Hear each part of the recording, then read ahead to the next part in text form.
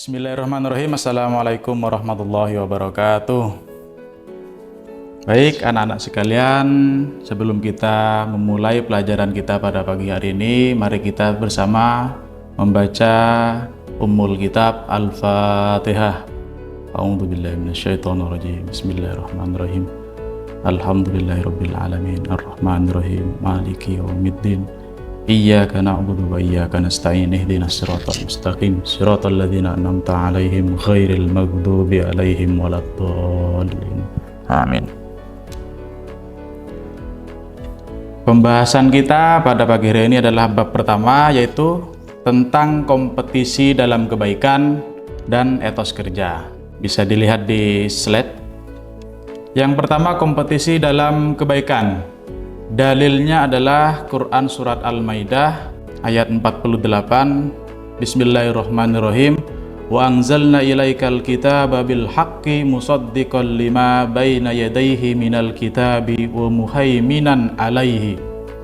Fahkum bainahum bima anzalallah wa la tattabi' ahwa'ahum amma ja'aka minal haqq. Likulli ja'alna minkum syir'atan wa minhaja. Walau sya'allahu laja'alakum ummatan wahidah walakinna liyabluwakum fima atakum fastabiqul khairat ilallahi marji'ukum jami'an fayunabbi'ukum bima kuntum fihi tahtalifun. Yang artinya, dan kami telah menurunkan kitab Al-Quran kepadamu Muhammad dengan membawa kebenaran yang membenarkan kitab-kitab yang diturunkan sebelumnya dan menjaganya. Maka putuskanlah perkara mereka menurut apa yang diturunkan Allah, dan janganlah engkau mengikuti keinginan mereka dengan meninggalkan kebenaran yang telah datang kepadamu. Untuk setiap umat di antara kamu, kami berikan aturan dan jalan yang terang. Kalau Allah menghendaki, niscaya kamu dijadikan satu umat saja. Tetapi Allah hendak menguji kamu terhadap karunia yang telah diberikannya kepadamu. Maka berlomba-lombalah berbuat kebajikan. Hanya kepada Allah kamu semua kembali, lalu diberitahukannya kepadamu terhadap apa yang dahulu kamu perselisihkan. Jadi itu tadi adalah ayat yang menjadi landasan hukum, yang menjadi dasar hukum untuk kita sebagai umat manusia, terutama umat Nabi Muhammad, umat Islam, untuk senantiasa berbuat kebaikan, untuk senantiasa tetap menyebarkan kebaikan. Apapun itu, baik itu amal soleh, ibadah, bahkan terhadap tetangga pun kita juga harus berbuat baik. Berikutnya adalah isi kandungan Quran Surat Al-Maidah ayat 48. Yang pertama tadi, bahwasanya Allah Subhanahu wa Ta'ala menurunkan kitab suci Al-Quran dengan kebenaran mutlak. Jadi Al-Quran itu adalah landasan hukum umat Islam yang pertama, yang paling atas itu adalah Al-Quran. Baru di bawah Al-Quran itu adalah hadis. Kemudian kitab suci Al-Quran membenarkan isi kitab-kitab sebelumnya. Jadi Al-Quran itu tidak pernah menyalahkan kitab-kitab terdahulu, tetapi Al-Quran itulah menyempurnakan kitab-kitab yang terdahulu. Jadi tidak pernah menghapus ataupun menyalahkan kitab sebelumnya, Injil, Taurat, Zabur. Kemudian Allah Subhanahu wa Ta'ala memerintahkan manusia agar menjadikan Al-Quran pedoman hidup dalam memutuskan segala perkara. Karena apa? Karena memang Al-Quran adalah landasan hukum. Jadi semua yang ada di bumi, yang ada di kehidupan kita sehari-hari, itu sebenarnya sudah ada dalam Al-Quran sebagai penuntun kita. Jadi jangan, kalau misalkan kita bingung terhadap keputusan-keputusan tertentu, itu ada di Al-Quran. Kemudian Allah Subhanahu wa Ta'ala memerintahkan manusia untuk berlomba-lomba dalam kebaikan dan menjauhi kemaksiatan. Dan ini adalah topik utama, tema utama pada pembahasan kita pada pagi hari ini, yaitu manusia dianjurkan untuk berlomba-lomba dalam kebaikan. Apa dalilnya? Ya ini tadi sudah dijelaskan, sudah dibacakan. Jadi tidak ada istilahnya tawar-menawar dalam kebaikan. Dalam berbuat baik, semuanya pasti ada pahalanya. Kemudian dalil tentang kompetisi dalam kebaikan yang kita rujuk dari hadis riwayat Ibnu Majah An Jabir bin Abdullah qala khatabana Rasulullah sallallahu alaihi wasallam faqala ya ayuhan nas tubu ilallahi qabla an tamutu wa badiru bil a'malis sholihah qabla an tasghulu wasilul ladzi bainakum wa baina rabbikum bikasrati zikrikum lahu wa kasrati shadaqah fis sirri wal alaniyah tarzuku wa tansoru. Jadi dari Jabir bin Abdullah ia berkata, Rasulullah berkhutbah di hadapan kami, beliau mengatakan, wahai manusia, bertaubatlah kepada Allah sebelum kalian mati, bersegeralah beramal soleh sebelum kalian sibuk, dan sambunglah antara kalian dengan Rabb kalian dengan memperbanyak zikir kepadanya, banyak sedekah dengan sembunyi-sembunyi maupun terang-terangan, niscaya kalian akan diberi rezeki, ditolong dan dicukupi. Jadi kalau kita simak barusan dari hadis dan juga terjemahnya, bahwasanya di situ ada kandungan hadis yang pertama adalah segera bertaubat sebelum datangnya kematian. Jadi jangan pernah kita menunda taubat kita, jangan pernah kita menunda sholat kita, jangan pernah kita menunda ibadah kita, karena satu hal yang pasti bahwasanya kematian itu adalah wajib dan pasti kita hadapi. Kapan? Tidak ada yang tahu, wallahu a'lam. Maka dari itu kita jangan berangan-angan kita akan hidup sampai 60 ataupun 70 tahun. Kita tidak tahu. Ada orang yang sakit parah tapi umurnya panjang. Ada orang yang sehat sering berolahraga tapi tiba-tiba umurnya pendek. Nah, ini karena kematian itu tidak pasti kapan datangnya. Bisa jadi sekarang, bisa jadi besok, bisa jadi 1 tahun kemudian, atau bahkan usia kita bisa tembus 80 tahun. Jadi dalam berbuat kebaikan pun jangan sampai kita menunda sekecil apapun.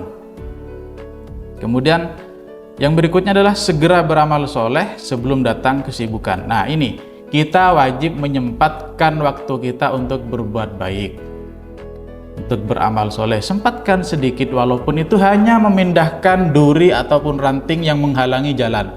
Karena apa? Kita berarti sudah memindahkan suatu permasalahan kecil ataupun itu menjadi masalah yang besar bagi orang yang akan melintas di jalan tersebut. Ataupun kita mungkin naik sepeda motor, contohnya. Kita kemudian melihat ada orang naik sepeda motor bersalipan ataupun berpapasan ataupun sedang akan kita salib, yang posisi jagraknya itu tidak terangkat. Biasanya ini motor bebek ataupun motor cowok lah.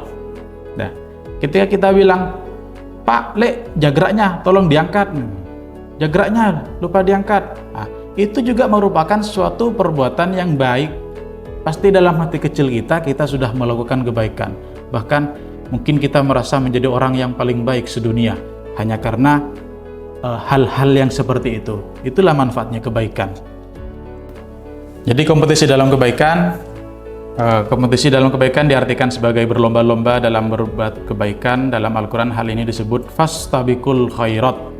Kemudian ada ibadah hablum minan nas, sholat berjamaah tepat waktu dan membaca Al-Quran setiap hari. Ini adalah anjuran ibadah yang sangat baik, sholat berjamaah. Nah, kalau di sekolahan ini kita masih difasilitasi sholat duhur berjamaah, masih ada fasilitasnya. Nah, kalau asar, maghrib, isya, kemudian subuh, ini terserah anak-anak semuanya. Di rumah ini sudah kita tidak bisa kontrol 24 jam, maka harus kalian sendiri yang harus sadar untuk sholat. Kalau sudah adzan asar, segera sholat, jangan main dulu. Jadi pulang sekolah jangan langsung main. Adzan asar, sholat dulu, baru main. Biasanya kalau habis pulang sekolah langsung main, ini pulangnya maghrib malah asarnya hilang. Begitupun dengan maghrib dan isya. Nah, kalau sudah sholat maghrib, tunggu dulu, jangan keburu keluar, jangan keburu main sama teman-temannya, mabar, game online. Jangan dulu. Jadi tunggu habis sholat maghrib, tunggu sebentar, sejenak mungkin sambil membaca Al-Quran, tunggu sholat isya, adzan sholat isya, kita sholat. Nah, kalau memang kalian sudah ingin main keluar, ya silahkan sudah. Nah, kalau misalkan kalian habis maghrib keluar, kemudian pulangnya jam 10, jam 11 malam, ini sudah capek, biasanya juga enggan melaksanakan sholat isya. Kemudian hablum minan nas, membantu tetangga yang membutuhkan pertolongan, ikut bergotong royong dan menyantuni anak yatim. Hablum minan nas berarti ini adalah hubungan kita dengan manusia, sesama manusia, baik kepada saudara, kepada tetangga, kepada sanak famili yang jauh. Jadi kita harus berbuat baik. Kalau sampai kita berbuat keburukan kepada tetangga kita, maka itu bisa menjadi memutuskan tali silaturahmi kita. Contoh, kita pinjam uang ke tetangga kita, teman kita atau saudara. Kita janji 1 bulan, 2 bulan, terus kemudian selama 1 tahun kita tidak bayar. Itu akan menjadi apa? Hubungan keluarga kita, hubungan persaudaraan, pertemanan itu akan menjadi renggang. Makanya perlu kita juga muamalah hablum minan nas ini perlu dijaga. Saling tolong menolong, ada yang tetangga kesulitan, mungkin ada yang di bawah secara ekonomi, di bawah kemampuan, itu mungkin kita kasih lauk pauk. Itu hal sepele yang bisa menjadi menurut mereka itu sudah sangat luar biasa. Coba kalau kita sering berbagi dengan tetangga, dengan teman, itu rasanya itu enak. Jadi orang kalau sudah berbuat baik sama temannya, sama tetangganya, itu orang mau berbuat jahat kepadanya itu kayaknya enggan. Karena apa? Malu. Dia sudah baik sama kita, tidak mungkin kita jahati. Kemudian hal-hal yang harus diperhatikan dalam kompetisi dalam kebaikan, yaitu memegang teguh syariat Islam, dilakukan dengan ikhlas, hanya mengharapkan ridha Allah. Jangan sampai kita berharap apa yang kita lakukan itu untuk hal-hal yang lain, atau bahkan tidak karena Allah, maka itu menjadi amal yang sia-sia. Kita berbuat baik, misalkan sudah baik, kita menyumbangkan sebagian harta kita untuk membangun masjid, tapi bukan landasan mengharap ridha Allah, tidak. Tapi mungkin hanya untuk dinilai sama orang-orang, oh ini loh saya suka bersedekah. Hati-hati anak-anak sekalian, itu bisa menjadi penyakit dalam hati kita. Ingin dipuji, itu berbahaya sekali. Kita sudah banyak bersedekah, sudah banyak mengeluarkan harta kita, ternyata tidak ada nilai pahalanya sama sekali. Terhapus hanya karena kita salah niat. Tidak boleh menunda kebaikan. Kemudian manfaat kompetisi dalam kebaikan, menjadikan waktu lebih bermanfaat dan energi tersalurkan untuk kegiatan positif. Dapat saling memotivasi dan membentuk lingkungan yang istiqomah dalam berbuat kebaikan. Kemudian mendorong untuk menjadi hamba Allah yang beruntung. Jadi manfaatnya sangat banyak sekali. Bagaimana cara menerapkan giroh kita, semangat kita untuk selalu berbuat baik? Pertama, ya selalu memaksakan diri untuk terbiasa berbuat baik sejak dini. Kita paksa diri kita untuk berbuat baik. Walaupun itu mungkin terkadang itu sulit. Paksa saja. Karena berawal dari paksaan kita berbuat baik, akhirnya kita terbiasa. Jadi orang kalau sudah menebar kebaikan, ini akan dinilai sama teman-temannya, sama tetangganya, sama masyarakat lingkungan sekitarnya. Oh itu loh Pak, itu dulu, itu baik, sering menyapa, sering bertegur senyum. Kayaknya sama tetangganya tidak pernah ada masalah. Ini feedbacknya kepada kita itu bagus. Kemudian memperdalam pengetahuan tentang Islam, rajin-rajin. Mumpung kalian masih di bangku SMK, yang ntar lagi insya Allah dalam 2-3 tahun kalian akan lulus dan menjadi bagian dari masyarakat sepenuhnya, sudah menjadi bagian dalam membangun masyarakat. Mungkin yang mau kerja-kerja, yang mau kuliah ya kuliah. Nah, kalau sudah di luar, tidak dalam di lingkungan sekolah, kayaknya sulit mau belajar. Sulit. Jadi mumpung masih menjadi pelajar, perdalam. Bukan hanya tentang agama Islam, semuanya yang baik-baik dipelajari. Untuk apa? Untuk bekal kita, jangan sampai kita nanti usia 25, 30, 35 baru sadar, oh iya ya, dulu sebenarnya hal-hal kayak gini sudah disampaikan sama Pak Guru, sudah disampaikan. Ada gak yang kira-kira yang terjadi seperti itu? Ada, karena Pak Guru sendiri juga pernah mengalami. Jadi ketika suatu waktu dapat momen atau peristiwa tertentu, kemudian baru terasa, oh iya, ini kayaknya seperti yang dialami Pak Guru dulu. Jadi pengambilan sikapnya harus begini. Dan berteman dengan orang-orang yang berjiwa fastabiqul khairat. Nah, kalau kita tidak kuat-kuat iman kita dalam berteman, misalnya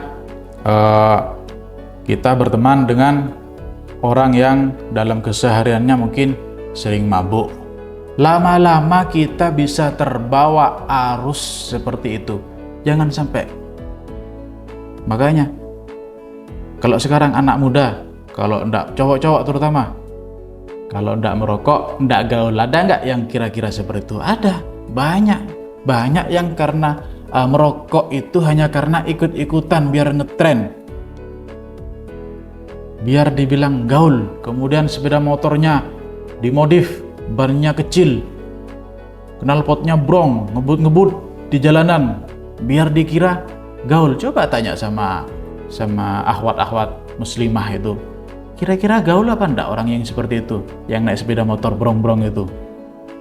Mending kan beli motor sport, sepeda motor yang bagus, enggak usah dirubah-rubah, karena memang sudah dari pabriknya itu sudah bagus, yang bannya itu lebih kecil, kemudian knalpotnya itu knalpot bising.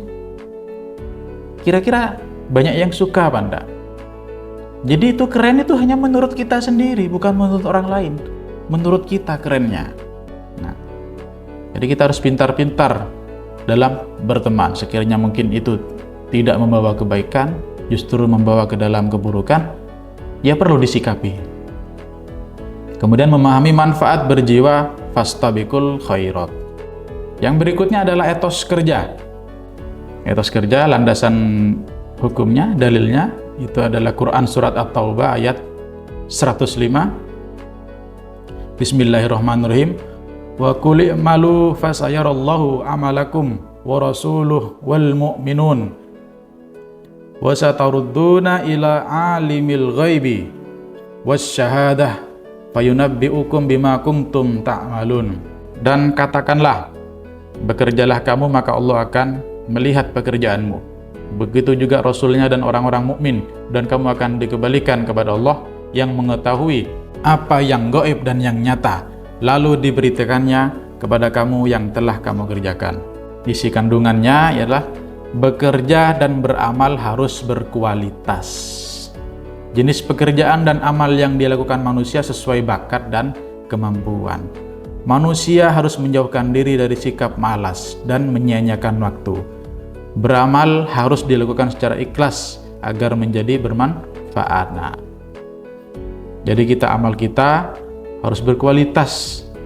Jangan hanya karena formalitas, ya, harus berkualitas. Kemudian jenis pekerjaan apa yang dilakukan dan amal yang dilakukan harus sesuai kemampuan. Kayak sopir bis tidak mampu menjadi sopirnya pesawat, maka apa? Ya cukup sopir bis. Sopir pesawat mungkin juga tidak mampu jadi sopirnya kapal. Nah, berarti kita harus melakukan sesuatu yang memang batas kemampuan kita. Jangan yang melakukan hal-hal yang di luar batas kemampuan kita. Bagaimana cara mengetahuinya? Ya kita sendiri yang tahu. Kira-kira kita bisa apa enggak melakukan pekerjaan seperti itu. Kalau memang enggak bisa, dirasa mungkin mustahil untuk bisa, ya enggak perlu. Jadi cari yang memang kita suka. Kemudian beramal harus dilakukan secara ikhlas agar menjadi bermanfaat. Biasanya kalau kita bekerja masih setengah-setengah tidak ikhlas, itu kadang itu kita grundel, menggerutu, istilahnya itu menggerutu. Kok kayak gini sih, gini. Banyak menggerutu, akhirnya apa? Pekerjaannya tidak 100%. Kemudian diriwayatkan juga dari hadis riwayat Muslim an Abi Hurairah radhiyallahu anhu qala Rasulullah sallallahu alaihi wasallam al mu'minul qawiyyu khairu wa habbu ila Allah minal mu'min ad-dhaif wa fi kulli khair ahrisu ala ma yanfa'uka wasta'in billah wala ta'jaz. Wa inna asabaka sa'in fala taqul law anni fa'altu kana kadza wa kadza, walakinna qul qadarullahi wa ma syaa fa'al, fa inna law tafattahu amalus syaitan. Dari Abu Hurairah berkata, Rasulullah bersabda, mukmin yang kuat lebih baik dan lebih dicintai Allah Subhanahu wa taala daripada mukmin yang lemah, tetapi dalam diri kedua mereka ada kebaikan. Berusahalah kamu terhadap apa yang bermanfaat bagimu dan minta tolonglah kepada Allah, dan janganlah kamu lemah apabila musibah menimpamu. Maka janganlah berkata seandainya aku melakukan begini dan begitu, tetapi katakanlah bahwa sesuatu itu atas kekuasaan dan kehendaknya, karena sesungguhnya kata seandainya merupakan pintu masuk pekerjaan syaitan. Jadi kita jangan sampai berangan-angan seandainya saya ini, seandainya saya begini-begini. Jangan terlalu berangan-angan. Isi kandungannya ialah menjadi umat Islam yang kuat, menjauhkan diri dari meminta-minta karena dapat merendahkan derajat dan harga diri umat Islam. Selalu waspada terhadap kebodohan dan kemiskinan karena dapat mendekatkan kepada kekafiran. Etos kerja dapat diartikan sebagai kerja keras. Menurut KBBI, etos kerja adalah semangat kerja yang menjadi ciri khas dan keyakinan seseorang atau suatu kelompok. Nah, biasanya orang-orang yang punya etos kerja yang baik itu biasanya memiliki sikap disiplin yang tinggi, selalu menghargai waktu, jadi tidak menunda-nunda waktu. Kalau emang sekarang harus dikerjakan, mereka akan bekerja, memiliki inisiatif, bertanggung jawab dalam bekerja, kemudian memiliki dedikasi tinggi untuk pekerjaan. Jadi all out, optimal, pekerjaannya maksimal 100%. Ini lanjut. Jadi cara menumbuhkan etos kerja ya itu kita harus menghargai waktu, memiliki komitmen, memiliki kejujuran, konsisten, bekerja dengan ikhlas dan syukur, bekerja dengan rasa tanggung jawab, bekerja dengan tekun. Prinsipnya ialah kerja adalah rahmat, kerja adalah amanah, kerja adalah panggilan, kerja adalah aktualisasi, kerja adalah ibadah, terutama bagi mereka yang mencari nafkah buat keluarganya, maka itu adalah ibadah. Kerja adalah seni, kerja adalah kehormatan, kerja adalah pelayanan, dan kerja bagi seorang pria itu adalah suatu kehormatan. Maka kalau ada laki-laki yang tidak bekerja, terutama mereka adalah kepala keluarga, maka wibawanya akan hilang, kehormatannya akan hilang. Karena apa? Laki-laki itu adalah pemimpin bagi keluarganya. Bagaimana penerapan kompetisi dalam kebaikan dan etos kerja dalam kehidupan sehari-hari? Itu ada hadis yang artinya dari Abu Hurairah bahwasanya Rasulullah bersabda, tidak diperbolehkan hasad kecuali dua orang, yaitu seseorang yang telah diajari Al-Quran oleh Allah sehingga ia membacanya di pertengahan malam dan siang, sampai tetangga yang mendengarnya berkata, duh, sekiranya aku diberikan sebagaimana apa yang diberikan si fulan, niscaya aku akan melakukan apa yang dilakukannya. Kemudian seseorang diberi karunia harta oleh Allah sehingga ia dapat membelanjakannya pada kebenaran, lalu orang pun berkata, seandainya aku diberi karunia sebagaimana fulan, maka niscaya aku akan melakukan bagaimana yang dilakukannya. Jadi kita boleh iri kepada dua orang. Orang yang pertama adalah orang yang melakukan kebaikan. Kita boleh iri, saya mungkin harus lebih baik daripada dia, itu boleh. Kemudian iri kepada orang yang membelanjakan hartanya kepada jalan Allah, suka membangun masjid, mungkin kok hartanya banyak, dia suka membangun masjid, suka menyantuni anak yatim, berbagi kepada sesama. Nah, kita boleh iri kepada orang-orang seperti itu, boleh. Jadi tapi kalau punya harta kemudian dia bisa bangun rumah yang besar, punya mobil sport yang mewah, kemudian kita iri, ini iri yang tidak boleh. Iri yang seperti ini berarti kita kufur nikmat. Nah, ini penerapan kompetisi dalam kebaikan dan etos kerja. Contohnya ibadah hablum minallah. Si A setiap waktu istirahat pertama di sekolah selalu ke masjid untuk melakukan sholat duha 2 rakaat. Si B melihat hal tersebut dan mulai mengikuti dengan sholat duha 4 rakaat. Jadi kita merasa terpancing juga untuk melakukan ibadah. Oh, kok si A ibadahnya 2 rakaat, saya harus lebih baik. Sholat duhanya 4 rakaat. Batasnya sholat duha adalah 6 rakaat, jangan lebih. Kalau ada yang sholat duha 6 rakaat, jangan sholat duhanya 12 rakaat, tidak boleh. Apalagi sholat fardu, tidak usah ditambahi. Sholat subuh 2 rakaat, jangan ditambahi 4 rakaat. Biar kelihatan baik, tidak boleh. Sudah ada hukumnya yang jelas. Kemudian hablum minan nas. Ini si C setiap hari selalu berinfak di kelas sejumlah 5.000. Kemudian si D mengetahui hal tersebut karena uang sakunya lebih besar. Ia diam-diam berinfak sebesar 10.000. Nah, sedekah kok si C ini padahal hidupnya uang sakunya pas-pasan, dia bisa infak 5.000. Nah, saya yang uang sakunya banyak sehari 50.000, masa cuman 5.000 juga ataupun di bawahnya? Ya enggak, mungkin saya harus lebih banyak. Ini bagus ini. Nah, etos kerja yang dapat diterapkan sebagai pelajar, sebagai murid-murid SMK ya, belajar dengan sungguh-sungguh, mengikuti pelajaran secara aktif, mengerjakan tugas tepat waktu dan tidak menunda-nunda. Ini kebanyakan anak-anak ini kalau dikasih tugas, dikerjakannya itu kalau sudah masuk sekolah jam pertama, jam kedua baru dikerjakan. Padahal waktunya banyak waktu yang terbuang. Kemudian mengerjakan ulangan dengan jujur dan mandiri. Jangan sampai kita melakukan tindakan-tindakan yang nggak baik, misalkan kayak walaupun kalian ulangannya mencontek, kebanyakan mencontek, tapi janganlah.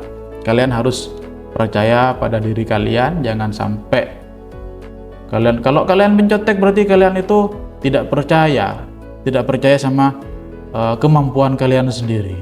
Harusnya jadikan ujian ataupun ulangan itu tolak ukur kalian. Nah, kesimpulannya, Islam memerintahkan umatnya untuk berkompetisi dalam kebaikan agar menjadi orang yang beruntung di dunia dan akhirat. Islam juga memerintahkan umatnya untuk memiliki etos kerja yang tinggi agar menjadi umat yang kuat, baik secara iman, Islam, dan ekonomi. Kedua sikap ini harus menjadi budaya umat Islam dalam kehidupan sehari-hari melalui pembiasaan sejak kecil dalam kehidupan keluarga ataupun berteman. Dengan demikian, umat Islam dapat memahami betapa besar manfaat kedua sikap tersebut dalam kehidupan sehari-hari. Baik, mungkin itu adalah materi yang di pembahasan kita pada pagi hari ini. Jika ada salah kata, maka itu adalah datangnya dari saya pribadi. Jika ada kebenaran kata ataupun kebenaran hikmah, maka itu adalah dari Allah. Semuanya, Pak Guru harap anak-anak di sini selalu menumbuhkan sikap berkompetisi dalam kebaikan. Kita tebarkan kebaikan, kita tanamkan kebaikan sejak dini. Berbuat baik kepada 1 teman, 2 teman, akhirnya ke banyak teman. Akhirnya menular kebaikan itu. Yang temannya yang lain juga ketularan kebaikan. Ini kalau kita sebarkan, bukan kita simpan sendiri, kita sebarkan, akhirnya banyak orang yang berbuat baik. Dan juga memiliki etos kerja yang tinggi. Nah, terutama anak-anak SMK ini. Biasanya kalau SMK itu kan lulus SMK langsung bekerja, kebanyakan 80%, 70% mereka langsung bekerja. Ya, ini dibutuhkan etos kerja, semangat kerjanya. Kalau kita misalkan ikut perusahaan-perusahaan besar, jadi apa yang diminta segera kita penuhi, segera kita kerjakan. Jangan sampai menunda-nunda. Karena apa? Biasanya kalau mereka yang rajin, yang memenuhi target dalam bekerja misalkan, nah ini biasanya nanti dipromosikan, jabatannya cepat naik. Tapi kalau yang jalannya yang pokok dijalankan, pokok ini sudah, yang penting jalan, yang penting dijalani, ini biasa-biasa saja, ya susah, meningkatnya susah. Baik, terima kasih semuanya. Hadanallahu wa iyyakum. Assalamualaikum warahmatullahi wabarakatuh.